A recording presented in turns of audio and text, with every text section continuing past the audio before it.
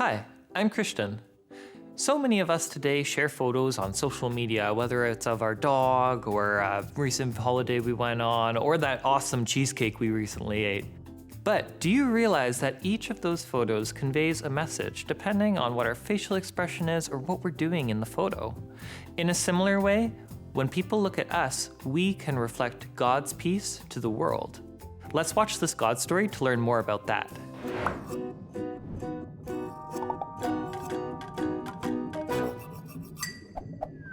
Hey everyone, Jamie Robertson here. I am so happy to be back chatting with you again. Now, I don't know if you know this about me, but it turns out I have curly hair. And that's not even the weirdest part. You know who else has curly hair? My dad. Actually, come to think of it, you know who else has curly hair? My son. I wonder if there's something to that. Genetics.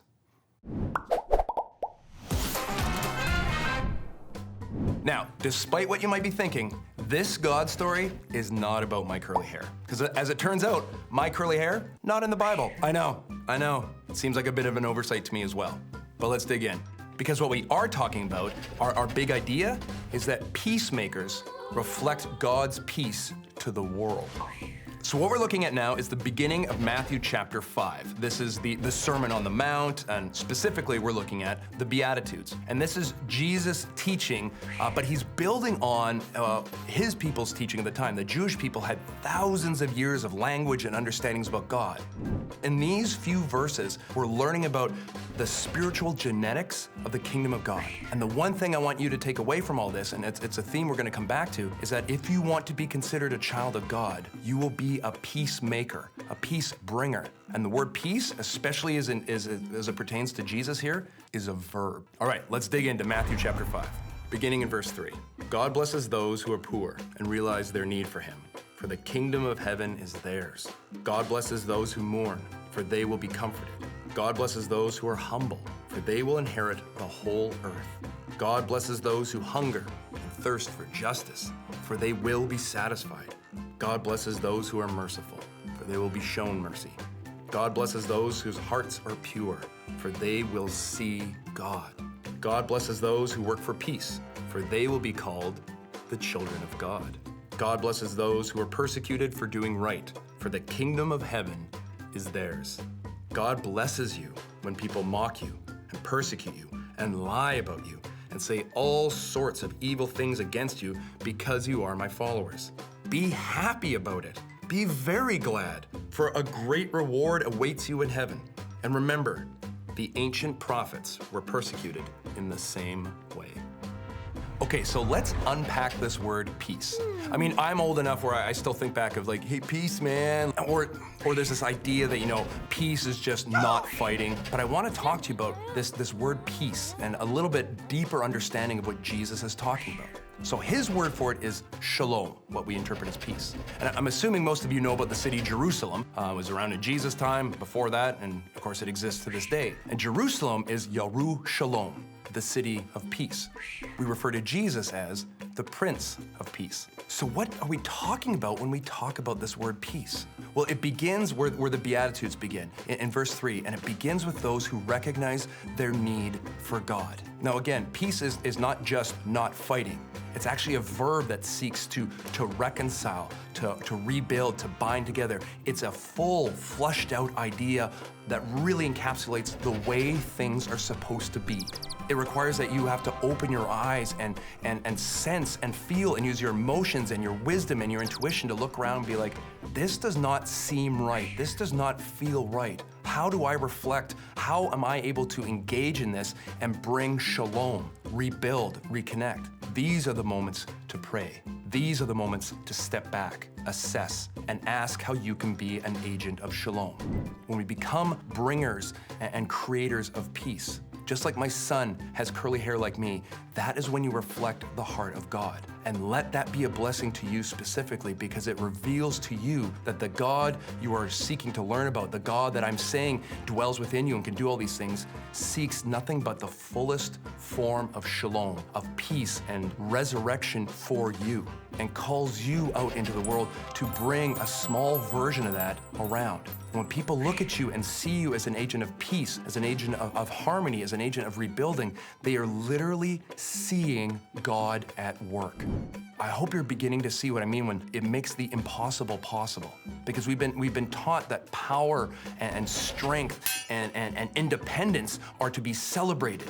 And I'm gonna tell you this right now, violence and self-will contains within them the seeds of their own destruction. It never lasts. And that's why Jesus says, blessed are the merciful, they'll be shown mercy. Peace, faith are the smartest things you can do because they do not contain the seeds of their own destruction within them. It may look like weakness, but God's weakness is stronger than the greatest human strength. All right, I'm Jamie Robertson, you are you. Both of those things are very exciting to me. Let's go and make this world peaceful. Did you catch that? That people who make peace will be called children of God. That's really powerful. Well, let's check in with Nick and Brandon as they share what peacemaking looks like to them. Watch this. Someone in my life that I would consider a peacemaker is a friend of mine named Peter Gibson. He is from Northern Ireland, and just the way that he approaches his day-to-day life, he has this kind of just general underlying peace to him. I remember sitting with him at a table and we're having lunch, and if there's an awkward silence, I feel like I need to fill it, and I almost got a sense that maybe he was mad at me or something, and I slowly started to realize that that's just kind of how he lives, in this peaceful silence and appreciation of someone's presence. And I think I want to take more of that in my life, the kind of peace that he approaches the day-to-day with, that he's not necessarily looking to get somewhere or go somewhere, but he's just content being in the presence of his friends and the people that he loves. And that's kind of, that's what I really appreciate about him as a peacemaker. Last summer, I was having some issues with someone that we were working with, and I remember going to him with the issue, and he just really was great at putting things into perspective for me and taking the time to really encourage me that in maybe the frustration that I was feeling was warranted, but also recognizing kind of the context that we were in, and also just helping me to think clearly, and so that he wasn't inciting anything or trying to rile me up to get even more angry or more upset, but was rather just kind of putting things into perspective and calming me down and maybe approaching it with more of a peaceful attitude. I think a lot of the time when we think about peace, we think about maybe it's just the absence of anger and frustration, and I think he's actually great at maybe recognizing the frustration, not kind of putting that aside, but also helping me see maybe the full picture, helping me see maybe the potential repercussions of approaching it in a more angry or frustrated way, and also helping me see the fruit of maybe just approaching it with more of a peaceful mindset, kind of as like what Jesus modeled, turning the other cheek and still loving your enemies. I think that's something that he kind of modeled for me and helped me see, and something I want to continue living out in my day-to-day.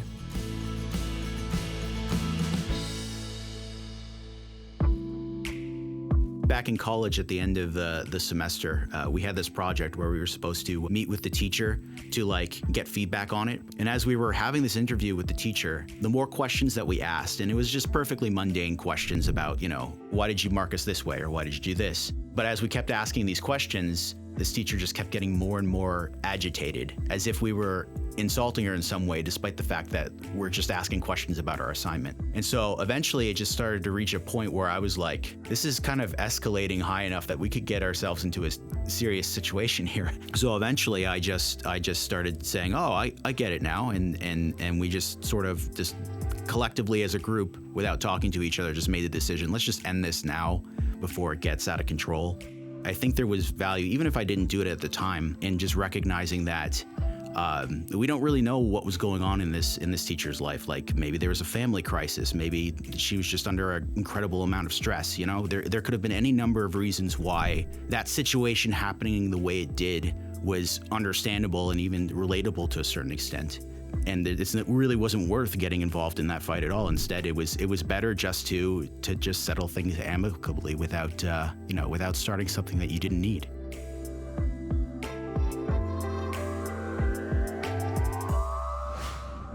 Wow, people can experience God's peace in many different ways, but as Jesus followers, we are peacemakers and can reflect God's peace to the world.